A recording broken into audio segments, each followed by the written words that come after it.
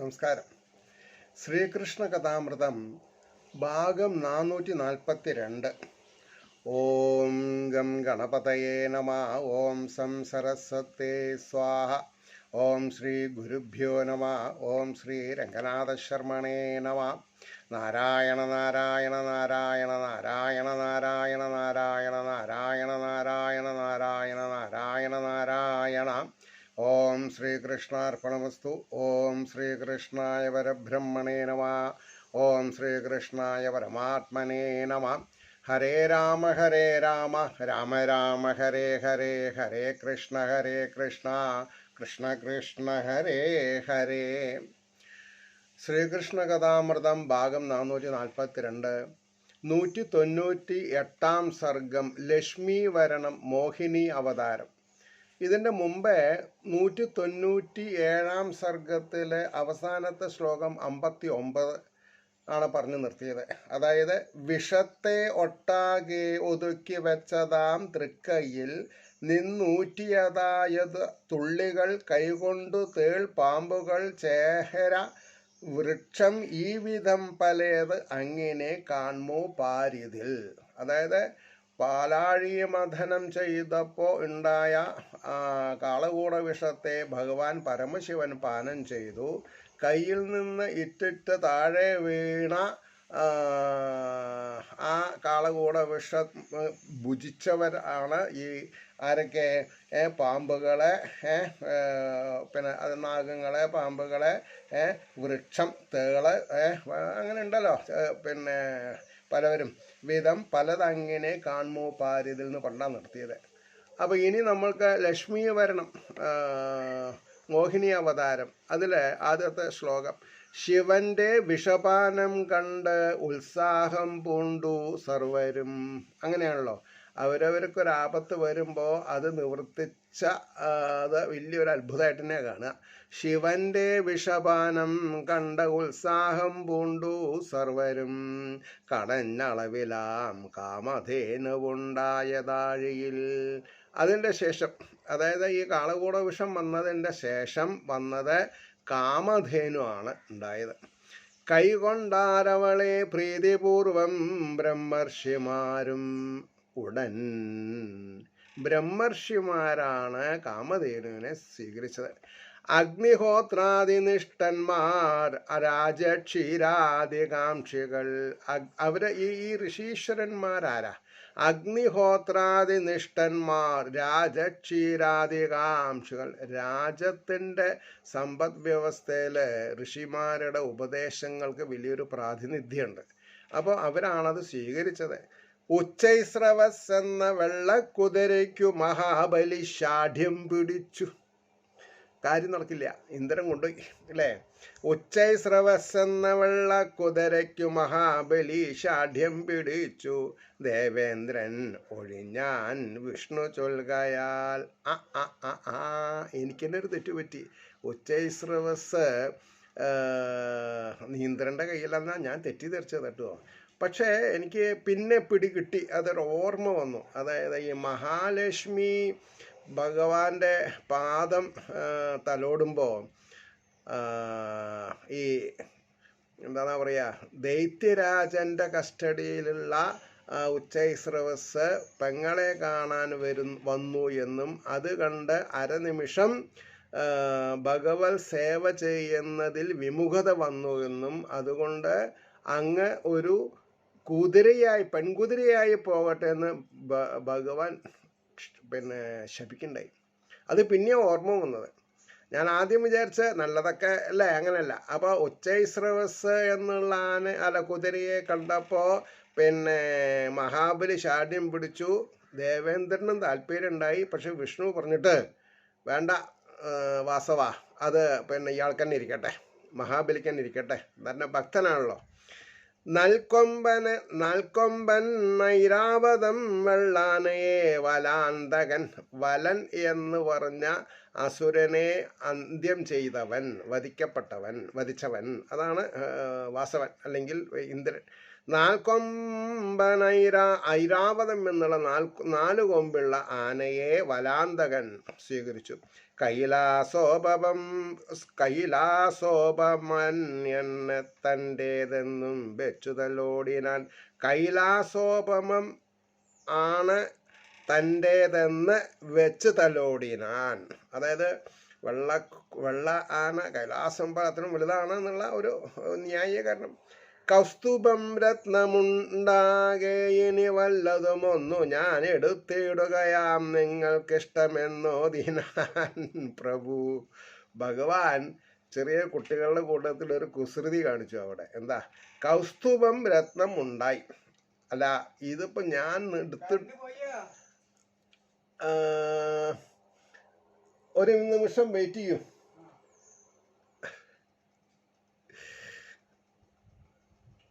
കഞ്ഞിക്കച്ചവടത്തിനിടയ്ക്ക് പൂട്ട് കച്ചവടം കേട്ടിട്ടുണ്ടോ? അതപ്പോൾ നടന്നത്. എന്താ ചെയ്യാ?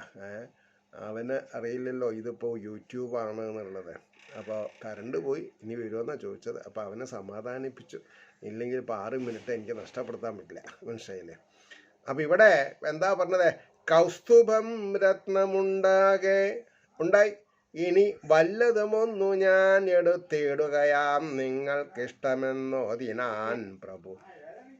നിങ്ങൾക്കൊക്കെ താല്പര്യം ഉണ്ടെങ്കിൽ ഞാനത് എടുത്തളാം എന്ന് പറഞ്ഞു. പിന്നീടുണ്ടായതാം പാരിജാതം സ്വർഗവിഭൂഷണം. പിന്നെ വന്നതാണ് പാരിജാതം, പൂവ്. പാരിജാതം സ്വർഗവിഭൂഷണം, സ്വർഗത്തിൻ്റെ അലങ്കാരം.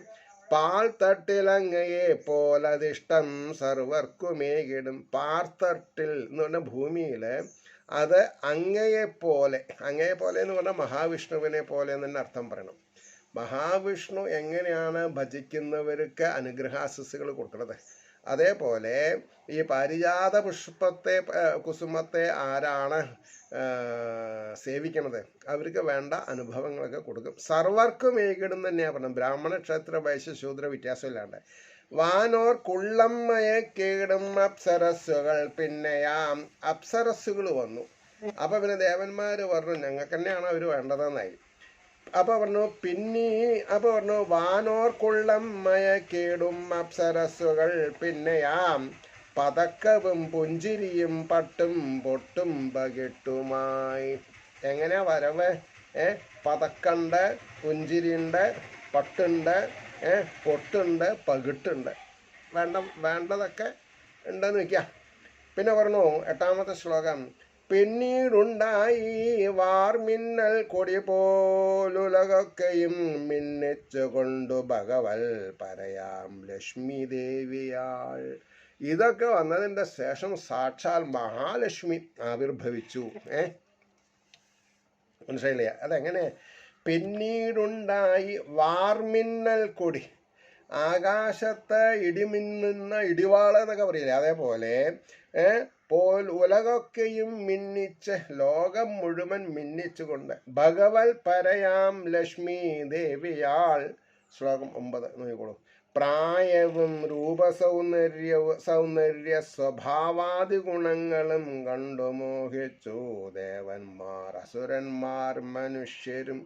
അപ്പം എനിക്ക് വളരെ ഇതായിട്ട് തോന്നുന്നത് ഈ വാലാഴി മദനം എന്ന് പറഞ്ഞിട്ടുണ്ടെങ്കിൽ ഇല്ലേ, ദേവന്മാരും അസുരന്മാരും കൂടിയിട്ടുള്ളതാണ്. അപ്പോൾ ലക്ഷ്മീനെ, ഐശ്വര്യത്തിനെ കാമിക്കാത്തവരാരാളുള്ളത് ഭൂമിയിൽ? അതുകൊണ്ടാണ് പറഞ്ഞത് കണ്ടു മോഹിച്ചു ദേവന്മാർ, അസുരന്മാർ, മനുഷ്യരും. രത്നസിംഹാസനം അവൾ കേകി ദേവേന്ദ്രൻ അന്നുടൻ നദീദേവികൾ അർപ്പിച്ചു ജലം പൊന്നിൻ കുടങ്ങളിൽ. മഹാലക്ഷ്മിക്ക് പാദപ്രക്ഷാളനം ചെയ്യാൻ അല്ലെങ്കിൽ അഭിഷേകം ചെയ്യാൻ ഗംഗാ, യമുന, സിന്ധു, കാവേരി, സരസ്വതി, നർമ്മദ, അല്ലേ, നർമ്മദ, പിന്നെ ഒരാളും കൂടി ഉണ്ടല്ലോ അതിൽ, ഗംഗാ, യമുന, സിന്ധു, കാവേരി, നർമ്മദ, സരസ്വതി, ഗോദാവരി, അങ്ങനെ പറയാം. അപ്പോൾ 7ആയി. അതാണ് നദീദേവികൾ അർപ്പിച്ചു ജലം പൊന്നിൻ കുടങ്ങളിൽ. സർവ ഔഷധികളും ഭൂമിദേവി എല്ലാവിധ ഔഷധികളും കൊടുത്തു. അഭിഷേകത്തിനേകിനാൾ പശുക്കൾ പഞ്ചഗവ്യങ്ങൾ. അഭിഷേകത്തിന് പഞ്ചഗവ്യം വേണം. ഈ പഞ്ചഗവ്യം എന്ന് പറഞ്ഞാൽ പശുവിൻ്റെ പിന്നെ ചാണകം, പിന്നെ മൂത്രം, പാല്, തൈര്, നെയ്യ്, പാല്, തൈര്, നെയ്യ്, ഇങ്ങനെ പശു സംബന്ധമായിട്ടുള്ള എല്ലാ വസ്തുക്കളും കൂടിയിട്ടുള്ളതാണ്. മനസ്സിലായില്ലേ? അപ്പോൾ അതിന് വേണമെങ്കിൽ 1:1:2:3:4 എന്നൊക്കെ പറയാം. ഇത് പറയാം, ചാണകവും പിന്നെ ഗോമൂത്രവും 1% 2%, അതിൻ്റെ ഇരട്ടി എന്തെടുക്കാം, പാലെടുക്കാം, അതിൻ്റെ ഇരട്ടി തൈരെടുക്കാം, അതിൻ്റെ ഇടയ്ക്ക് നെയ്യെടുക്കാം, എങ്ങനെ വേണമെങ്കിൽ അങ്ങനെ.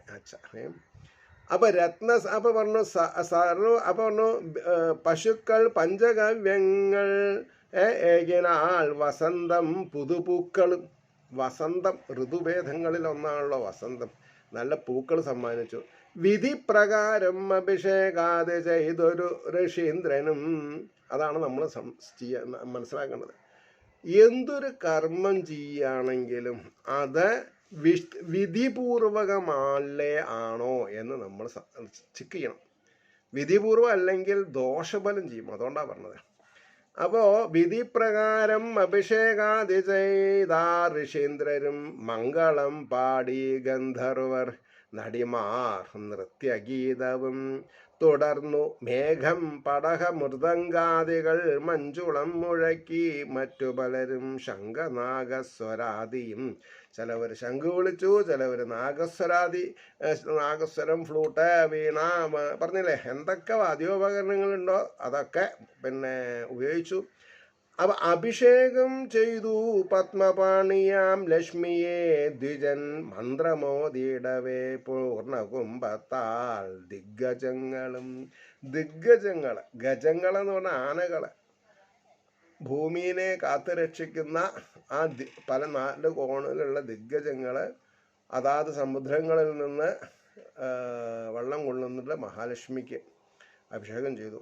അഭിഷേകം ചെയ്തു പത്മപാണിയാം ലക്ഷ്മിയെ ദ്വിജൻ. അതായത് അവിടെ പിന്നെ മഹാലക്ഷ്മിയുടെ കൈത്തണ്ട താമരതള സദൃശം എന്നൊക്കെ പറയാം.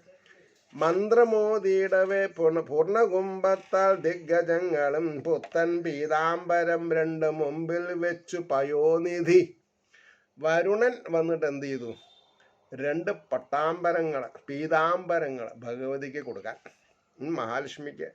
അപ്പോൾ പറഞ്ഞു പുത്തൻ പീതാംബരം 2 മുമ്പിൽ വെച്ചു പയോനിധി. വരുണൻ മത്തമധുപം മൂളിയിടും വനമാലയും. വരുണൻ മത്തമധുപം, അതായത് നല്ല ഫ്രഷ് പൂക്കളിലാണ് തേനുണ്ണാൻ ആര് വരിക? വണ്ടുകൾ വരിക. അതന്നെ പറഞ്ഞത്. മത്തമധുപം മൂളിയിടും വനമാലയും. പലമട്ടാഭരണവും വിശ്വകർമാവ് ഭാരതി മുത്തുമാല. വിശ്വകർമാവ് പലതരത്തിലുള്ള ആഭൂഷണങ്ങൾ കൊണ്ടു കൊടുത്തു. അപ്പോൾ ഭാരതീ ദേവി അലിയാസ് എന്താ പറയുക, സരസ്വതി ദേവി മുത്തുമാല കൊടുത്തു. അപ്പോൾ ബ്രഹ്മാവ് അജൻ തണ്ടാർപ്പൂവ്, എന്നൊരു താമരപ്പൂവായിക്കോട്ടെ. നാഗങ്ങൾ കമ്മലും, നാഗങ്ങളാണ് കമ്മൽ കൊടുത്തത്. സമ്മാനിച്ചാരഴകിയ അന്നം അവയെല്ലാം മണിഞ്ഞവൾ. സമ്മാനിച്ചാരഴകിയ അന്നം അവയെല്ലാം മണിഞ്ഞവൾ. സൗരീടമന്ദസ്മിതമാർന്നൊട്ടേറെ വിലസിടുവോൾ. കണ്ടാലും മതിവരാത്ത സൗന്ദര്യധാമമാണ് ആര്? മഹാലക്ഷ്മി. അതുകൊണ്ടാണ് സമ്മാനിച്ചാരഴകിയ അന്നം അവയെല്ലാം മണിഞ്ഞവൾ. സൗരീടമന്ദസ്മിതമാർന്ന ഒട്ടേറെ വിലസിടുവോൾ. അല്ലെ, എത്ര അലങ്കാരം ചെയ്താലും പോരാ മഹാലക്ഷ്മിക്ക്. മുല്ലപ്പൂമാല സിന്ദൂരപ്പൊട്ടും മറ്റും എന്നവൾ. തൃക്കൈയിൽ താമരപ്പൂമാലയുമേന്തി മനോഹരി. അല്ലേ, ആ രംഗസംവിധാനം നമ്മളൊന്ന് ശ്രദ്ധിക്കണം. മനസ്സിൽ കാണാൻ സാധിച്ചാൽ വളരെ നല്ലതാണ്. പൊന്നിൻ പാദസരം മെല്ലെ കിലുങ്ങിടും കൃശോദരി എന്ന് പറഞ്ഞെന്താ, പിന്നെ ഇടുങ്ങിയ അരക്കെട്ടോട് കൂടിയിട്ടുള്ളെന്ന് അർത്ഥം പറയാം. മഹാലക്ഷ്മീനെ വർണ്ണിക്കുമ്പോൾ അരക്കെട്ട് പൊന്നിൻ പാദസരം മെല്ലെ കിലുങ്ങിയിടും കൃശോദരി. ഒട്ടിയ വയറോടുകൂടി നടന്നു വന്നിടും സ്വർണവല്യ പോലെ വിളങ്ങിനാൾ. സർവസൽഗുണവും ചേർന്ന് യോജിച്ചവർ വളരെ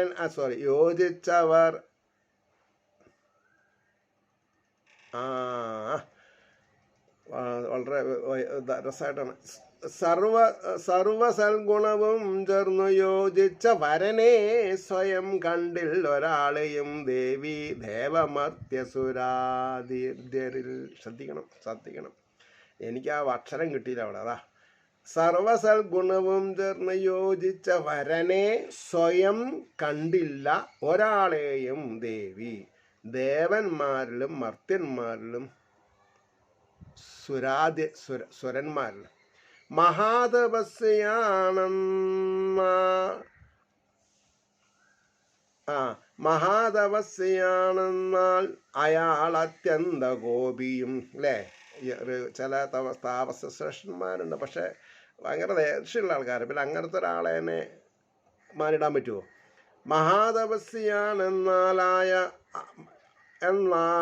ആലയാൾ അത്യന്ത കോപിയും വിദ്വാനായിട്ടെന്തു കാര്യം ലോകവ്യാപാര തൽപരൻ. അതിന് കാര്യമില്ലെങ്കിൽ ക്രോധം മാത്രം ഉണ്ടായോണ്ട് കാര്യമില്ല. മഹാത്മാവെങ്കിലും കാമി പെണ്ണിനെ പാളി നോക്കുവോൻ പ്രഭുത്വമുണ്ടൊരാൾക്കെന്നാൽ അവനെന്നും പരാശ്രയം. അതായത് ഒരു സ്ത്രീ എന്താണ് കാക്ഷിക്കണത് എന്ന് ഇവിടെ തുറന്നു പറയുന്നുണ്ട്. അതൊക്കെ ഒരു 8, 10, 12 വയസ്സിൽ വായിച്ചാൽ അത് പുരുഷനും അനുഭവിക്കാം, സ്ത്രീക്കും അനുഭവിക്കാം. മഹാത്മാവെങ്കിലും കാമി പെണ്ണിനെ പാളി നോക്കുവോൻ പ്രഭുത്വമുണ്ടൊരാൾക്കെന്നാൽ അവനെന്നും പരാശ്രയം. അതായത് ഒളിഞ്ഞു നോക്കാൻ പാടില്ല, സ്ത്രീകളെ ഒളിഞ്ഞു നോക്കരുത് എന്ന് ഒരു ആദർശാണ് പറഞ്ഞത്. ധർമാത്മാവെങ്കിലും ഭൂതദയയില്ലെങ്കിൽ എന്തിനാം. അല്ലേ, ധർമാത്മാവാണ് എങ്കിലും ഭൂതതയില്ലെങ്കിൽ എന്താ കാര്യം? ത്യാഗമുണ്ടെങ്കിലും മുക്തിക്കുതകീടായിൽ നിഷ്ഫലം. അതാണ് ഈ മുമുക്ഷുത്വം എന്നുള്ളത്. ത്യാഗമുണ്ടെങ്കിലും മുക്തിക്കു ഉതകീടായിൽ നിഷ്ഫലം. ജീവിതത്തിൽ ഗുരുവായൂരമ്പലത്തിൽ ആനയെ കൊടുത്തു എന്നൊക്കെ പറയാം പേരിന്, പക്ഷേ എന്ത് വേണം? സാക്രിഫൈസ് ചെയ്തത് പറയാൻ പാടില്ല. ഒരാൾക്ക് എന്തെങ്കിലും കൊടുത്തത് വിളിച്ചു പറയാൻ പാടില്ല. മഹത്താം വീര്യമുണ്ടെന്നാൽ കാലത്താൽ മാഞ്ഞു പോവതാം. അതാണ് പിന്നൊന്ന്. മഹത്തായിട്ടുള്ള വീരശൂര പരാക്രമം ഉണ്ടെങ്കിൽ അയാളേക്കാൾ വീരശൂര പരാക്രമം ഉള്ള ഒരാൾ ഭൂലോകത്തിൽ വന്നാൽ ആദ്യത്തെ ആൾ നിഷ്പ്രഭായി. അതാണ് പറഞ്ഞത്. മഹത്താം വീര്യമുണ്ടെന്നാൽ കാലത്താൽ മാഞ്ഞു പോവതാം. സമയമാണ് എല്ലാറ്റിനും കാരണം. സുഖം ഉണ്ടാവാനും ദുഃഖം ഉണ്ടാവാനും ദുഃഖത്തെ മറക്കാനും. അപ്പോൾ അപ്പോൾ പറഞ്ഞു ത്യാഗമുണ്ടെങ്കിലും മുക്തിക്കുതകീടാകിൽ നിഷ്ഫലം. മഹത്താം വീര്യമുണ്ടെന്നാൽ കാലത്താൽ മാഞ്ഞു പോവതാം. സർവം തികഞ്ഞോനെന്നാലും അയാൾക്കെന്നും സമാധിയാം. ഇതാരനെ പറ്റിയിട്ടാ പറഞ്ഞത്? ശിവനെ പറ്റിയിട്ടാ പറഞ്ഞത്. എന്നും സമാധിയാണ് അയാൾക്ക്. അപ്പോൾ സർവം തികഞ്ഞോനെന്നാലും അയാൾക്കെന്നും സമാധിയാം.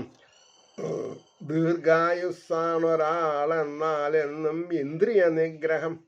ദീർഘായുസ് ഉണ്ടെങ്കിൽ ഇന്ദ്രിയ നിഗ്രഹം ഇല്ലെങ്കിൽ അത് അതിലേറെ പ്രശ്നമായി. അതില്ലാതോനു വിഷ്ണുദ്വേഷത്താൽ ആയുസ് അസ്ഥിരം. അപ്പോൾ ഈ പരിപാലനകർത്താവായിരിക്കുന്ന മഹാവിഷ്ണുവിൻ്റെ അടുത്താണ് ആയുസ് കിടക്കുന്നത്. അതില്ലാതോന് വിഷ്ണുദ്വേഷത്താലായുസ് അത് അസ്ഥിരം. ഇന്ദ്രിയജയം ഇല്ലാത്ത ആൾക്ക് ജീവിതം അസ്ഥിരം, സ്ഥിരത ഇല്ലാത്തതാവും. ഒരു ദോഷവുമില്ലാതോ അപരിഷ്കാരിയാം ശിവൻ. ദോഷമൊന്നുമില്ല, പക്ഷെ പരിഷ്കാരമില്ല. അത് സ്ത്രീകൾക്ക് ഇഷ്ടാവില്ല. സ്ത്രീകൾക്ക് കുറച്ച് പരിഷ്കാരം വേണമെന്നാണ് പറഞ്ഞത്. ഗുണസമ്പൂർണനാം ദേവന് ആശയില്ലെന്നിൽ അല്പവും. അതായത് ത്യാഗത്തിൻ്റെ മകുടോദാഹരണമാണ് ആര്? പരമശിവൻ. ശിവനെ പൂജിച്ചാൽ അതേപോലെ എന്ന് പറഞ്ഞാൽ ശിവത്വം ഉണ്ടാവും, മംഗളം ഉണ്ടാവും. പക്ഷേ അവിടെ എല്ലാറ്റിനെയും ത്യജിക്കാൻ പറ്റിയവർക്ക് മാത്രമേ ഇത് പറ്റുള്ളൂ. അതാണ് ഗുണസമ്പൂർണനാം ദേവൻ ആശയില്ലെന്ന് അല്പവും. ജീവിതത്തിൽ ആശയില്ലല്ലോ, അതല്ലേ വിഷമുള്ള പാമ്പനെ എടുത്ത് കഴുത്തിലിട്ടുന്നത്. ആനത്തോല്, പുലിത്തോല്, ഇതൊക്കെ ഉണ്ടോ അതൊക്കെ. അപ്പോ എന്നാലും ആശ്രയി പോലെ കൈക്കൊള്ളും കമലാക്ഷനെ ധർമ്മജ്ഞാനാദി എന്നെന്നും അകലാത്ത മഹേശനെ. അപ്പോൾ ഒടുക്കം മഹാലക്ഷ്മിയുടെ മൈൻഡ് സെറ്റായതാരില്ല? മഹാവിഷ്ണുവില്. എന്നാലും ആശ്രയി പോലെ കൈകൊള്ളും കമലാക്ഷനെ. കമലാക്ഷൻ, താമരക്കണ്ണ്. അദ്ദേഹത്തിൻ്റെ ഗുണം ആരാണ് അദ്ദേഹത്തെ ആശ്രയിക്കണത്? അവരെ കൈക്കൊള്ളും. അപ്പം നമ്മൾ എന്ത് ചെയ്യണം? ജഗദീശ്വരനെ ആശ്രയിക്കണം. ധർമ്മജ്ഞാനാദി എന്നെന്നും അകലാത്ത മഹേശനെ. ധർമ്മം, ജ്ഞാനം, ധർമ്മജ്ഞാനം, വൈരാഗ്യം, ഇതൊന്നും ഒരു കാലത്തും വിടാത്ത മഹേശനാണ് ആരെ? സാക്ഷാൽ മഹാവിഷ്ണു. എനിക്ക് ഉൾപ്രേമമൊട്ടേറെ ആർന്നിടും ഭഗവാനെ ഞാൻ ഭർത്താവായി വരിക്കുന്നേനെന്നു വെച്ചു വരാങ്കിയാൾ പറഞ്ഞു. എനിക്ക് ഈ സഭയില് ഇദ്ദേഹം മതി എൻ്റെ ഭർത്താവായിട്ട്. എനിക്ക് ഉൾപ്രേമമൊട്ട്, എൻ്റെ ഉള്ളില് പ്രേമം തോന്നിയെന്ന് തന്നെയാണ് പറഞ്ഞത്. ആർന്നിടും ഭഗവാനെ ഞാൻ ഭർത്താവായി വരിക്കുന്നേനെന്ന് വെച്ചു വരാങ്കിയാൾ. അടുത്തണഞ്ഞു തണ്ടാർപ്പൂമാലതൻ തൃക്കഴുത്തിലായി അണിയിച്ചു മതാന്താളിമൂളും സൗരഭ്യ നിർഭരം. താമരപ്പൂവില് വണ്ടുകൾ 4 ഭാഗം, പൂമ്പാറ്റകളൊക്കെ മുരളുണ്ട്. അങ്ങനത്തെ വരണമാല മഹാവിഷ്ണുവിനെ ഇട്ട് മഹാലക്ഷ്മി വരിച്ചു. അതാണ് സ്വയംവരം. അടുത്തണഞ്ഞ് അണഞ്ഞ് തണ്ടാർപ്പൂമാലതൻ തൃക്കഴുത്തിലായി അണിയിച്ചു മതാന്താളിമൂളും സൗരഭ്യ നിർഭരം. തനിക്കു വിലസിയിടേണ്ടും നാഥന്റെ തിരുമാർത്തടം. എന്തൊരു കാവ്യഭംഗിയാണ്. എനിക്ക് താലോലിക്കാനുള്ള എന്താണെന്ന് പറയാ, വിരിഞ്ഞ മാറോട് കൂട്ടിയിട്ടുള്ള ഭഗവാൻ തന്നെയാണ് പറഞ്ഞത്. തനിക്ക് വിലസിയിടേണ്ടും നാഥന്റെ തിരുമാർത്തടം സവ്രീട സ്മിതയായി നോക്കി നിന്നാൾ നീണ്ടുള്ള കൺകളാൽ. നീണ്ട കണ്ണ് എന്ന് പറഞ്ഞെന്താ? മത്സ്യത്തിന്റെ ആകൃതിയിൽ എന്നൊക്കെ പറയാം. നീണ്ട കണ്ണുകൊണ്ട് ഭഗവാന്റെ തിരുമാറിയിടം നോക്കി രസിച്ചു അവള്. ജഗദീശ്വരിയാം ലക്ഷ്മി ദേവിക്കു തിരുമാറിടം നിവാസസ്ഥാനമായി നൽകി ഉടൻ തന്നെ മഹാപ്രഭു. വേറൊരാളേനും അവിടെ കേട്ടില്ല. മഹാലക്ഷ്മി, ജഗദീശ്വരിയാം ലക്ഷ്മി. അപ്പൊ ഈ ലക്ഷ്മി ആരാ? ജഗദീശ്വരിയാണ്. ജഗദീശ്വരിയാം മഹാലക്ഷ്മി ലക്ഷ്മി ദേവിക്കു തിരുമാറിടം നിവാസസ്ഥാനമായി നൽകി ഉടൻ തന്നെ മഹാപ്രഭു. അവിടം വാണു തൃക്കൺ കടാക്ഷത്താലുലകേതിലും ഇന്ദ്രാദികളിലും സൗഖ്യം മണച്ചാൾ അഖിലാംബിക. അപ്പൊ മഹാലക്ഷ്മി ഇരിക്കുന്നത് മഹാവിഷ്ണുവിന്റെ തിരുമാറിടത്തിലാവുമ്പോ ഭഗവാനെ സ്തുതിക്കാതെ കൊണ്ട് മഹാലക്ഷ്മിനെ സ്തുതിക്കാൻ പറ്റില്ല. അതാണ് അതിൻ്റെ ടെക്നിക്കാലിറ്റി പറയാം. അപ്പൊ കൃഷ്ണ ഗുരുവായൂരപ്പ എന്ന് ആദ്യം പറയണം. ഭഗവാന്റെ കേശാദിപാദം പാദാദികേശം വരുമ്പോഴാണ് മധ്യമ ഭാഗത്ത് അല്ലെ, ശരീരത്തിന്റെ മധ്യമ ഭാഗത്ത് ഭഗവതി തിരുമാറിലാണ് നിവസിക്കണത്. അപ്പോ ഇന്ദ്രാദികളിലും സൗഖ്യം മണച്ചാളകിലാംബിക ശംഖ തുര്യ മൃദംഗാദി വാദ്യഘോഷത്തോടൊത്തുടൻ തുടർന്നു പെൺമണിമാർ നൃത്തം ഗാന്ധർവർ ഗാനവും ഗന്ധർവഗീതവും ഗന്ധർവന്മാരെ ഗീതം പൊഴിക്കാൻ തുടങ്ങി, പാട്ട് പാടാൻ തുടങ്ങി. ഉടനെ ശംഖതുര്യ മൃഗതങ്കാദി വാദ്യഘോഷങ്ങളുണ്ടായി. അപ്പോൾ ദേവസ്ത്രീകൾ അങ്കനമാരെ നൃത്തം ചെയ്യാൻ തുടങ്ങി. ശ്രീസൂക്തം വിഷ്ണു സൂക്തം മുമ്പായ മന്ത്രം അജാദികൾ. അപ്പോൾ ബ്രഹ്മാവ്, പരമശിവൻ, ഇന്ദ്രൻ, ദേവന്മാരെ മുതലായിട്ടുള്ളവരും പ്ലസ് ഋഷീശ്വരന്മാരും ശ്രീസൂക്തം വിഷ്ണു സൂക്തം മുമ്പായിട്ടുള്ള സൂക്തങ്ങൾ ആലപിക്കാൻ തുടങ്ങി. മന്ത്രം അജാദികൾ ഉറക്കെ ഓതി അർച്ചിച്ചാരവിടം പുഷ്പവൃഷ്ടിയായി. ആ നല്ല സുന്ദര മുഹൂർത്തത്തില് പുഷ്പവൃഷ്ടി ഉണ്ടായി. ലക്ഷ്മി കടാക്ഷമാർന്നെല്ലാം എല്ലാ വിണ്ണോരെന്നല്ല സർവരും. ദേവന്മാർക്ക് മാത്രമല്ല സൗഖ്യം, എല്ലാവർക്കും സൗഖ്യത്തെ കൊടുത്തു മഹാലക്ഷ്മി. ലക്ഷ്മി കടാക്ഷമാർന്നല്ല ഭിണ്ണോരെന്നല്ല സർവരും ശീലാദി സർവഗുണവും ലഭിച്ച ആനന്ദമഗ്നരായി. അവരവരുടെ ശീലത്തിനനുസരിച്ചിട്ടുള്ള ഗുണങ്ങൾ ആണ് ഉണ്ടായിട്ടുള്ളത്. ഇതായി ലക്ഷ്മി കടാക്ഷമാർന്നെല്ലാം ഭിണ്ണോരെന്നല്ല സർവരും ശീലാദി സർവഗുണവും ലഭിച്ച ആനന്ദമഗ്നരായി. എന്നാൽ ആ ദേവി തൻ നോക്കിൽ പെടാഞ്ഞ ദാനവാദികൾ ബലവും വീര്യവും കെട്ടു മടിയരായുടൻ. അപ്പോൾ ഈ മഹാലക്ഷ്മിയുടെ തൃക്കൺ പാർവ എവിടെ എത്തിയില്ല? ദൈത്യന്മാരിലെത്തിയില്ല. അത് അവർക്ക് കുറച്ചൊരു മനപ്രയാസം ഉണ്ടാക്കിയെന്ന് മാത്രമല്ല, ബലവും വീര്യവും കെട്ട മഹാമടിയരായുടൻ കണ്ടുള്ളൊരാ വാരുണിയാം കമനീയാങ്കി കന്യയെ വിടില്ല പോലും ദൈത്യന്മാർ വേഗം ഭരതന്നേകിനാൻ. അപ്പൊ ഈ മഹാലക്ഷ്മിക്ക് പിന്നാലെ ആരാ വന്നത്? വാരുണി എന്ന് പറഞ്ഞാൽ അസുരന്മാർക്ക് കുടിച്ച് പൊട്ടാനുള്ള മുന്തിയ ഇനം ഹോട്ട് ഡ്രിങ്ക്സ് അങ്ങനെ പറയാം. അപ്പോൾ പറഞ്ഞു, എന്നാൽ ആ ദേവിതൻ നോക്കിൽ പെടാഞ്ഞ ദാനവാദികൾ ബലവും വീരവും കെട്ട മഹാമടിയരായുടൻ കണ്ടുള്ളൊരാ വാരുണിയാം കമനീയാങ്ക കന്യയെ വിടില്ല പോലും ദൈത്യന്മാർ വേഗം ഭരതന്നേകിനാൻ. വേഗം ഭഗവാൻ അവർക്ക് ആ വാരുണി സമ്പത്തിനെ കൊടുത്തു എന്ന് പറഞ്ഞു.